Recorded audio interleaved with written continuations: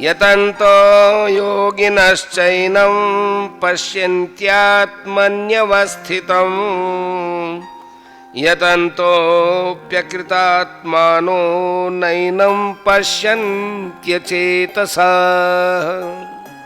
यत्न करने वाले योगी जन भी अपने हृदय में स्थित इस आत्मा को तत्व से जानते हैं, किंतु जिन्होंने अपने अंतःकरण को शुद्ध नहीं किया है, ऐसे अज्ञानी जन तो यत्न करते रहने पर भी इस आत्मा को नहीं जानते।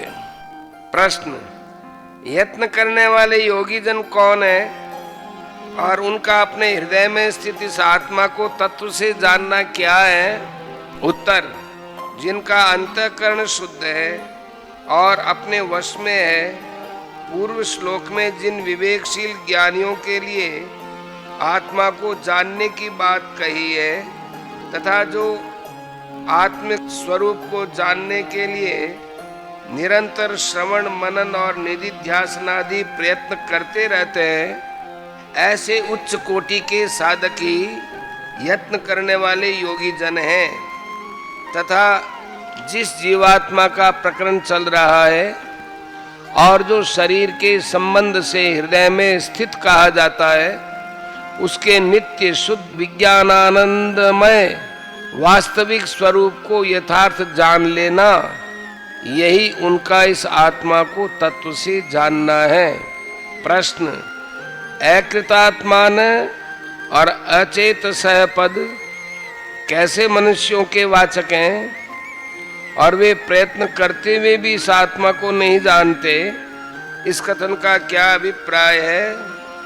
उत्तर, जिनका अंतःकरण शुद्ध नहीं है, अर्थात न तो निष्काम कर्म आदि के द्वारा उनके अंतःकरण का मल सर्वथा धुल गया है और न जिन्होंने भक्ति आदि के द्वारा चित्त को स्थिर करने का ही कभी समुचित अभ्यास किया है, ऐसे मलिन और विक्षिप्त अंतःकरण वाले पुरुष को अकृतात्मा कहते हैं। और जिनके अंतःकरण में बोध शक्ति नहीं है, उन मूढ़ मनुष्यों को अचेतसः कहते हैं। अतएव अकृतात्मान और अचेतसः पद मल विक्षेप और आवरण, इन तीनों दोषों से युक्त अंतःकरण वाले राजस तामस मनुष्यों के वाचक हैं। ऐसे मनुष्य यत्न करते हुए भी आत्मा को नहीं जानते। इस कथन से ये भाव दिखलाया गया है कि ऐसे मनुष्य अपने अंतःकरण को शुद्ध बनाने की चेष्टा न करके यदि केवल उस आत्मा के जानने के लिए ही शास्त्रालोचन रूप प्रयत्न करते रहे तो भी उसके तत्व को नहीं जान सकते। प्रश्न, 10वें श्लोक में यह बात कही गई कि उस आत्मा को मूढ़ लोग नहीं जानते, ज्ञान नेत्रों से युक्त विवेकशील ज्ञानी जानते हैं। एवं इस श्लोक में यह बात कही कि यत्न करने वाले योगी उसे जानते हैं, अशुद्ध अंतःकरण वाले अज्ञानी नहीं जानते। इन दोनों वर्णनों में क्या अंतर है? उत्तर, 10वें श्लोक में विमूढ़ पद साधारण अज्ञानी मनुष्यों का वाचक है और ज्ञान चक्षुषय पद विवेकशील ज्ञानियों का वाचक है। एवं इस श्लोक में भी योगिनः पद उन्हीं विवेकशील सात्विक उच्च कोटि के साधकों का वाचक है और अचेतसः पद राजस तामस मनुष्यों के वाचक हैं। अतः 10वें श्लोक में जो आत्मा के स्वरूप के जानने और न जानने की बात कही गई है, उसी को स्पष्ट करने के लिए इस श्लोक में यह कहा है कि वे विवेकशील तो प्रयत्न करने से जान लेते हैं और अज्ञानी लोग यत्न करने पर भी नहीं जानते। अतः इसमें कोई भेद की बात नहीं है। संबंध, 6ठे श्लोक पर 2 शंकाएं होती हैं। पहली तो यह है कि सबके प्रकाशक सूर्य, चंद्रमा और अग्नि आदि तेजोमय पदार्थ परमात्मा को क्यों नहीं प्रकाशित कर सकते हैं, और दूसरी यह है कि परम धाम को प्राप्त होने के बाद पुरुष वापस क्यों नहीं लौटते। इनमें से दूसरी शंका के उत्तर में 7वें श्लोक में जीवात्मा को परमेश्वर का सनातन अंश बतलाकर 11वें श्लोक तक उसके स्वरूप, स्वभाव और व्यवहार का वर्णन करते हुए उसका यथार्थ स्वरूप जानने वालों की महिमा कही गई। अब पहली शंका का उत्तर देने के लिए भगवान 12वें से 15वें श्लोक तक गुण, प्रभाव और ऐश्वर्य सहित अपने स्वरूप का वर्णन करते हैं।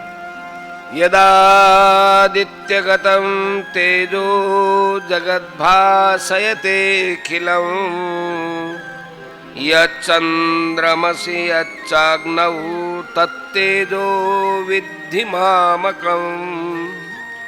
सूर्य में स्थित जो तेज संपूर्ण जगत को प्रकाशित करता है तथा जो तेज चंद्रमा में है और जो अग्नि में है उसको तू मेरा ही तेज जान।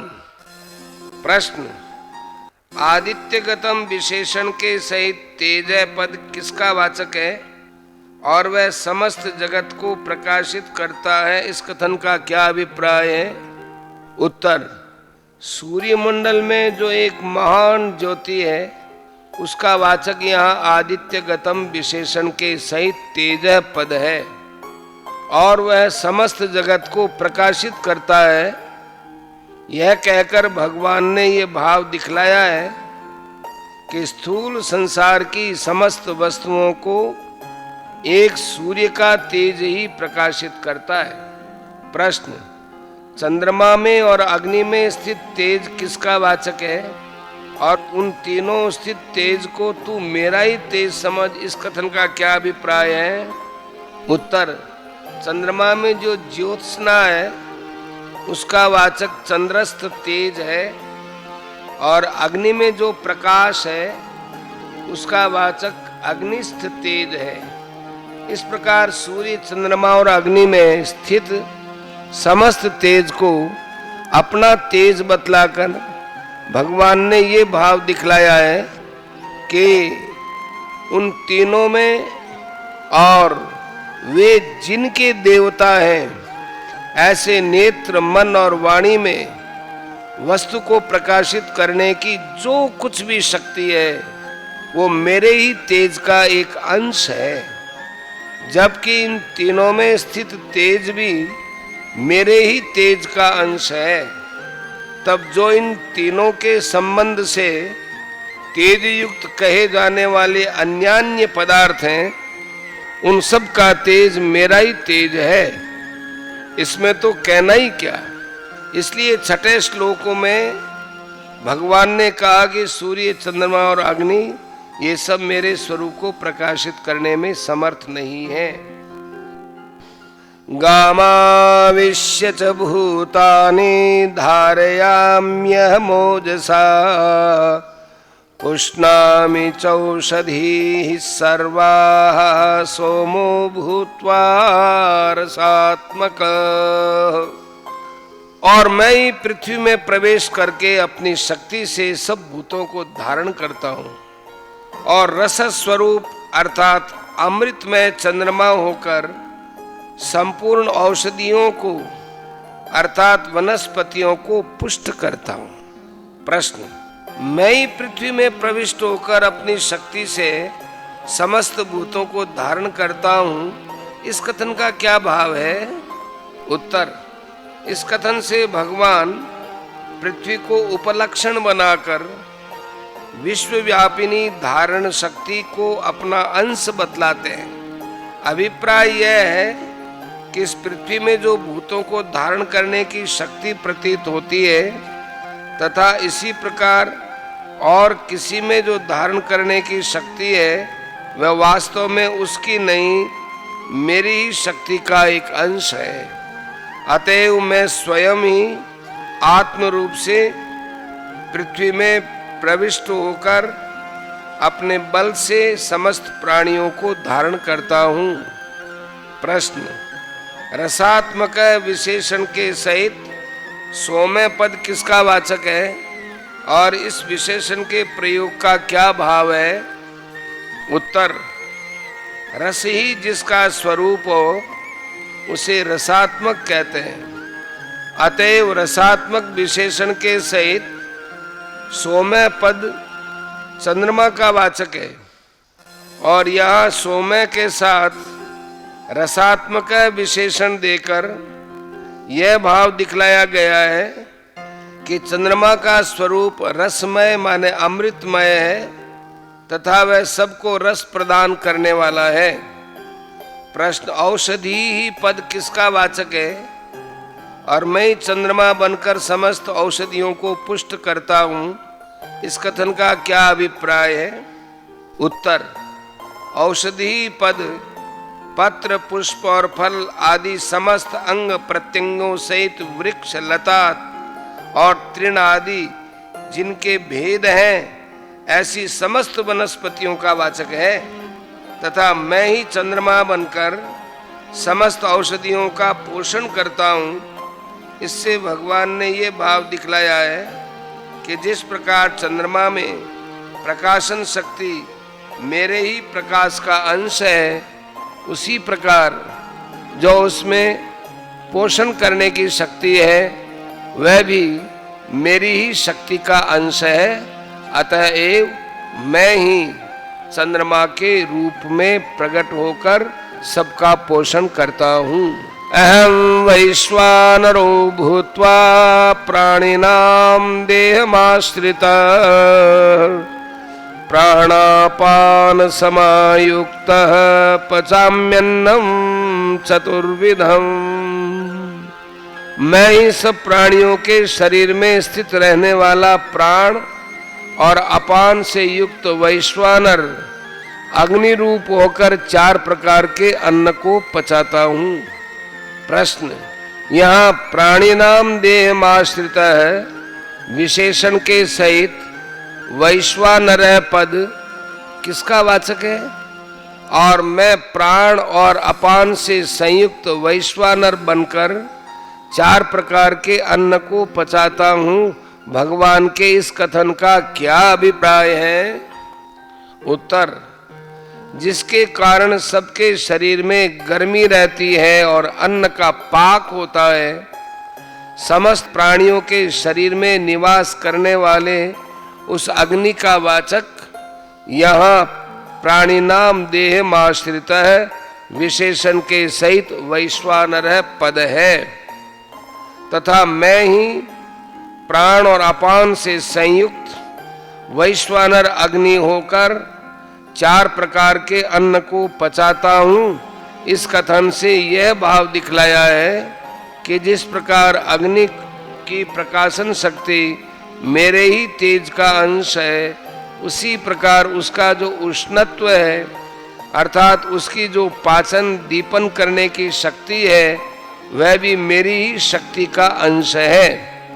अतएव मैं ही प्राण और अपान से संयुक्त प्राणियों के शरीर में निवास करने वाले वैश्वानर अग्नि के रूप में भक्ष्य, भोज्य, लेह्य और चोष्य पदार्थों को अर्थात दांतों से चबाकर खाए जाने वाले रोटी, भात आदि, निगलकर खाए जाने वाले रबड़ी, दूध, पानी आदि, चाट कर खाए जाने वाले शहद, चटनी आदि और चूस कर खाए जाने वाले ऊख आदि, ऐसे 4 प्रकार के भोजन को पचाता हूँ। संबंध इस प्रकार 10वें अध्याय के 41वें श्लोक के भावानुसार प्रकाशन शक्ति, धारण शक्ति, पोषण शक्ति और पाचन शक्ति आदि शक्तियों को अपनी शक्ति का एक अंश बताकर अर्थात जैसे पंखा चलाकर वायु का विस्तार करने में, बत्ती जलाकर प्रकाश फैलाने में, चक्की घुमाने से जल आदि को गर्म करने में तथा रेडियो आदि के द्वारा शब्द का प्राकट्य करने में एक ही बिजली की शक्ति का अंश सब कार्य करता है, वैसे ही सूर्य, चंद्रमा और अग्नि आदि के द्वारा सबको प्रकाशित करने में, पृथ्वी आदि के द्वारा सबको धारण करने में, चंद्रमा के द्वारा सबका पोषण करने में तथा वैश्वानर के द्वारा अन्न को पचाने में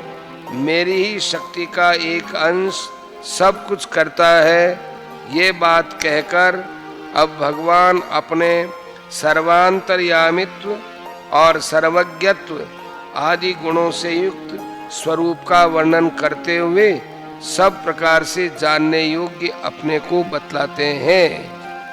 सर्वस्य चाहं हृदि सन्निविष्टो मत्तः स्मृतिर्ज्ञानमपोहनञ्च वेदैश्च सर्वैरहमेव वेद्यो वेदान्तकृद्वेदविदेव चाहम्।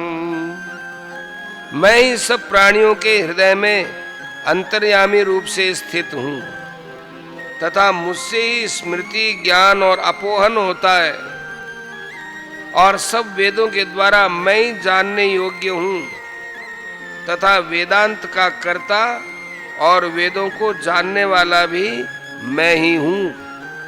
प्रश्न, मैं सबके हृदय में स्थित हूँ, इस कथन का क्या अभिप्राय है? उत्तर, इससे भगवान ने ये भाव दिखलाया है कि यद्यपि मैं सर्वत्र समभाव से परिपूर्ण हूं, फिर भी सबके हृदय में अंतर्यामी रूप से मेरी विशेष स्थिति है। अतएव हृदय मेरी उपलब्धि का विशेष स्थान है, इसलिए मैं सबके हृदय में स्थित हूं, ऐसा कहा जाता है। 13वें के 17वें में, 18वें के 61 में भी कहा है, क्योंकि जिसका अंतःकरण शुद्ध और स्वच्छ होता है उनके हृदय में मेरा प्रत्यक्ष दर्शन होता है।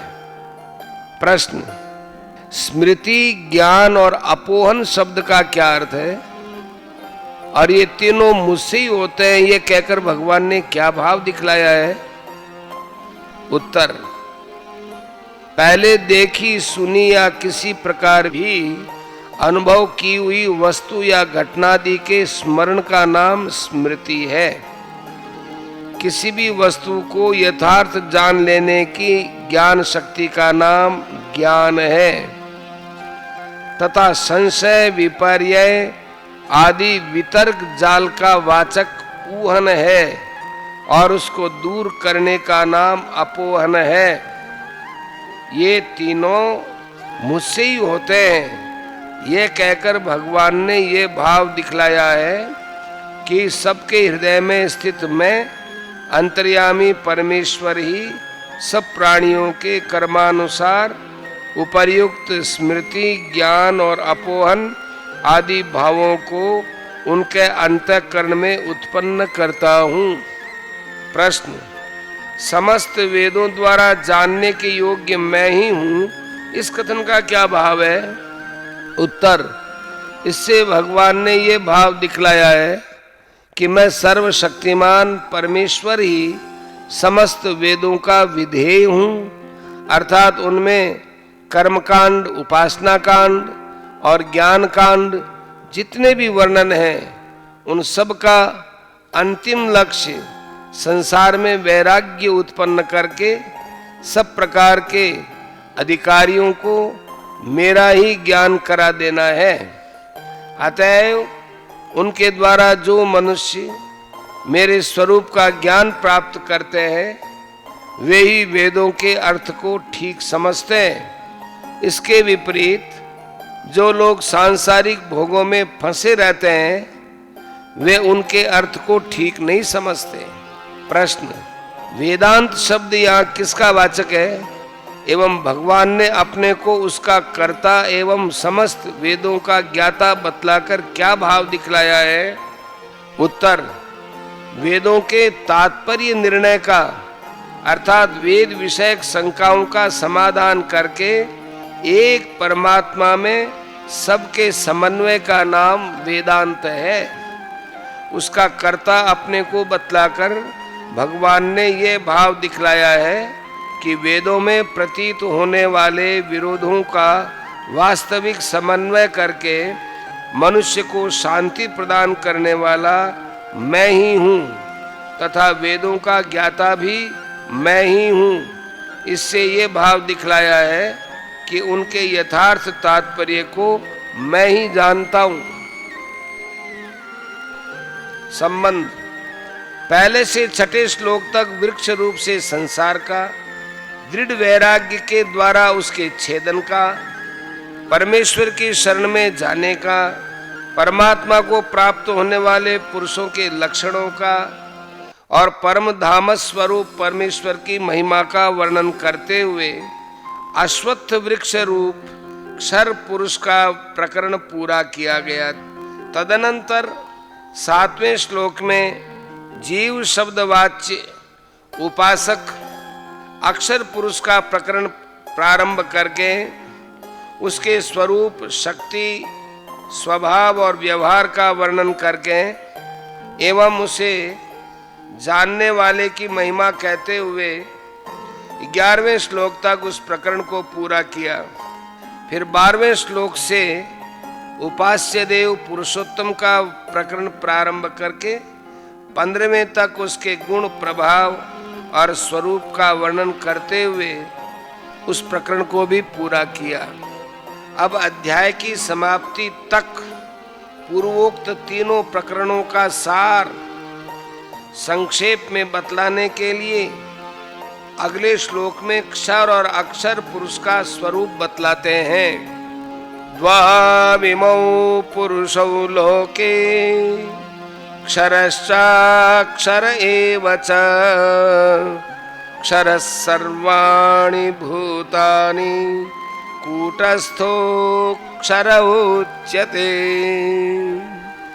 इस संसार में नाशवान और अविनाशी भी ये दो प्रकार के पुरुष हैं। इनमें संपूर्ण प्राणियों के शरीर तो नाशवान और जीवात्मा अविनाशी कहा जाता है। प्रश्न, इमौ और द्वौ इन दोनों सर्वनाम पदों के सहित पुरुषौ पद किन दो पुरुषों का वाचक है तथा एक को क्षर और दूसरे को अक्षर बतलाने का क्या अभिप्राय है? उत्तर, जिसका प्रसंग इस अध्याय में चल रहा है उनमें से दो तत्वों का वर्णन या अक्षर और अक्षर के नाम से किया जाता है। यह भाव दिखलाने के लिए इमौ और द्वौ इन दोनों पदों का प्रयोग किया गया है। जिन दोनों तत्वों का वर्णन 7वें अध्याय में अपरा और प्रकृति के नाम से, 8वें अध्याय में अधिभूत और अध्यात्म के नाम से और 13वें अध्याय में क्षेत्र और क्षेत्रज्ञ के नाम से और इस अध्याय में पहले अश्वत्थ और फिर जीव के नाम से किया गया है, उन दोनों तत्वों का वाचक पुरुषौ पद है। उनमें से एक को क्षर और दूसरे को अक्षर कहकर भगवान ने ये भाव दिखलाया है कि दोनों परस्पर अत्यंत विलक्षण हैं। प्रश्न, सर्वाणि भूतानि और कूटस्थ पद किनके वाचक हैं तथा वे क्षर और अक्षर कैसे हैं? उत्तर, भूतानि पद यहाँ समस्त जीवों के स्थूल, सूक्ष्म और कारण तीनों प्रकार के शरीरों का वाचक है। इन्हीं को 13वें अध्याय के पहले श्लोक में क्षेत्र के नाम से कहकर 5वें श्लोक में उसका स्वरूप बतलाया। उस वर्णन से समस्त जड़ वर्ग का वाचक यहाँ सर्वाणी विशेषण के सहित भूतानि पद हो जाता है। यह तत्व नाशवान और अनित्य है। दूसरे अध्याय में अंतवंत इमे देहा और 8वें अध्याय में अधिभूतम क्षरो भाव, यही बात कही गई। कूटस्थ शब्द यहाँ समस्त शरीरों में रहने वाले आत्मा का वाचक है। यह सदा एक सा रहता है, इसमें परिवर्तन नहीं होता, इसलिए इसे कूटस्थ कहते हैं और इसका कभी किसी अवस्था में क्षय, नाश या अभाव नहीं होता, इसलिए यह अक्षर है। संबंध, इस प्रकार क्षर और अक्षर पुरुष का स्वरूप बतलाकर अब उन दोनों से श्रेष्ठ पुरुषोत्तम भगवान के स्वरूप का और पुरुषोत्तम होने के कारण का वर्णन 2 श्लोकों में करते हैं। उत्तमः पुरुषस्त्वन्यः परमात्मेत्युदाहृतः यो लोकत्रयमाविश्य बिभर्त्यव्यय ईश्वरः। इन दोनों से उत्तम पुरुष तो अन्य ही है, जो तीनों लोकों में प्रवेश करके सबका धारण पोषण करता है एवं अविनाशी परमेश्वर और परमात्मा इस प्रकार कहा गया है। प्रश्न, उत्तम पुरुष किसका वाचक है तथा तू और अन्य इन दोनों पदों का क्या भाव है? उत्तर, उत्तम पुरुष नित्य शुद्ध बुद्ध मुक्त सर्वशक्तिमान परम दयालु सर्वगुण संपन्न पुरुषोत्तम भगवान का वाचक है तथा तू और अन्य इन दोनों के द्वारा पूर्वोक्त क्षर पुरुष और अक्षर पुरुष से भगवान की विलक्षणता का प्रतिपादन किया गया है।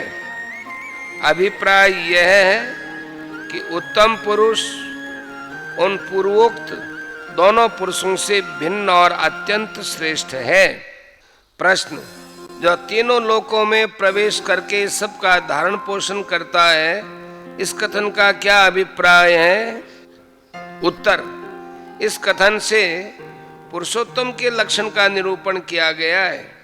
अभिप्राय यह है कि जो सर्वाधार सर्वांतर्यामी परमेश्वर समस्त जगत में प्रविष्ट होकर पुरुष नाम से वर्णित क्षर और अक्षर दोनों तत्वों का धारण और समस्त प्राणियों का पालन करता है, वही उन दोनों से भिन्न और उत्तम पुरुष है।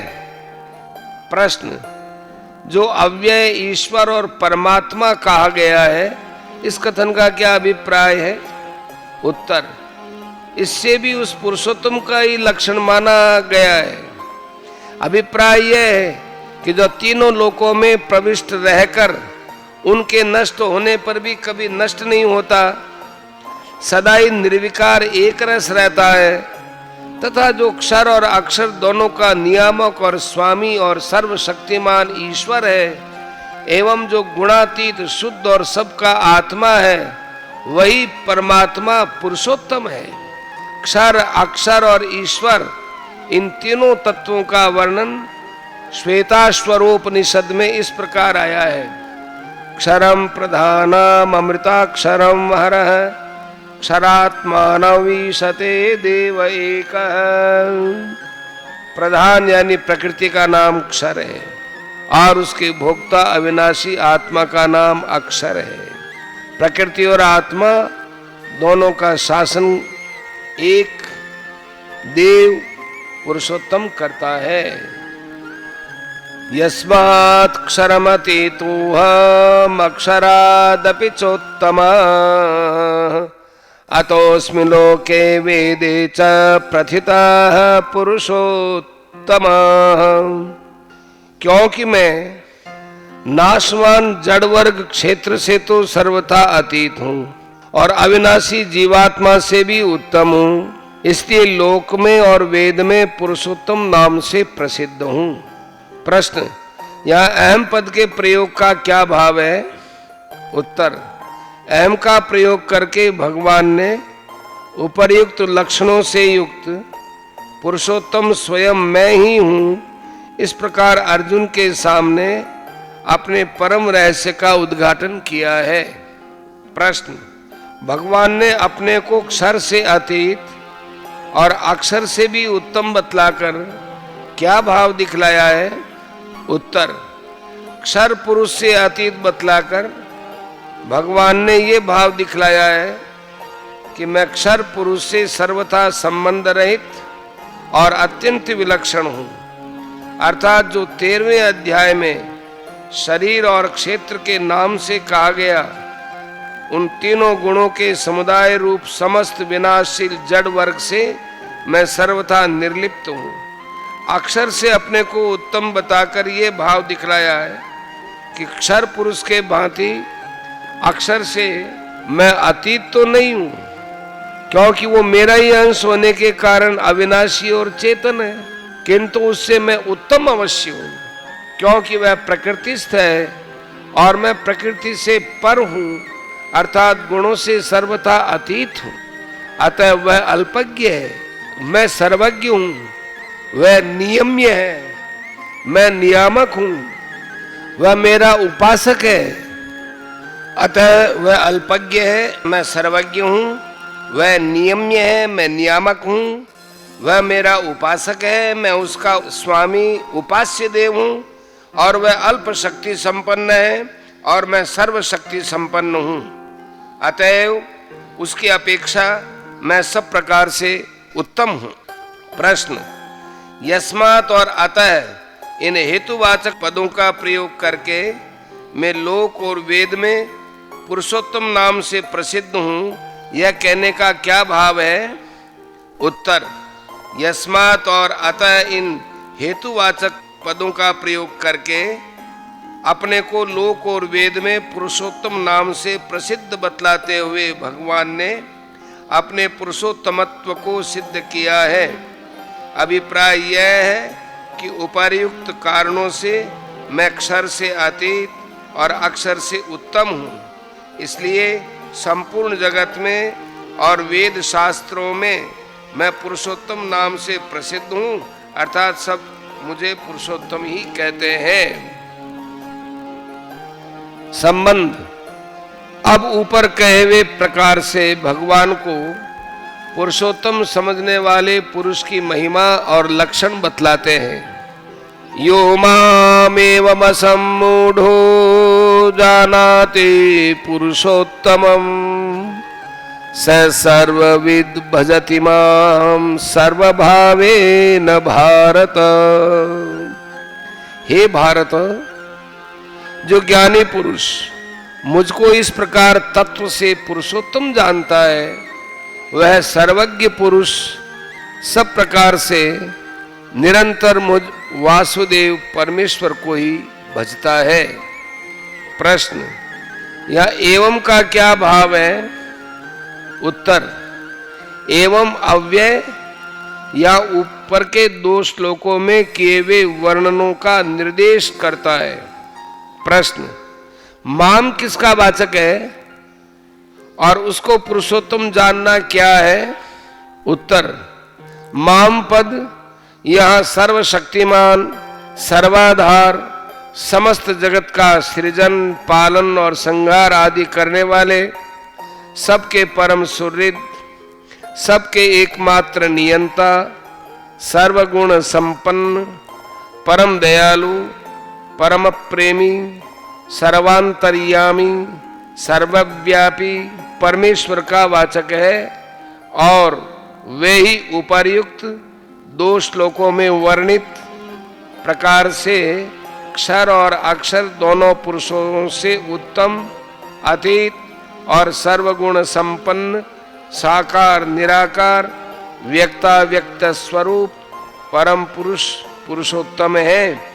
ऐसा श्रद्धा पूर्वक पूर्ण रूप से मान लेना ही उनको पुरुषोत्तम जानना है। प्रश्न, असम्मूढ़ पद का क्या भाव है?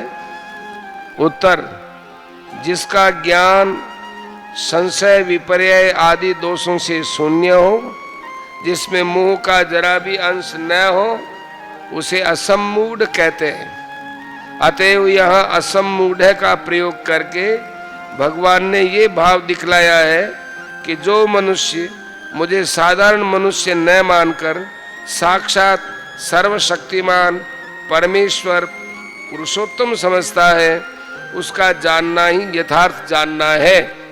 प्रश्न, सर्वविद का क्या भाव है?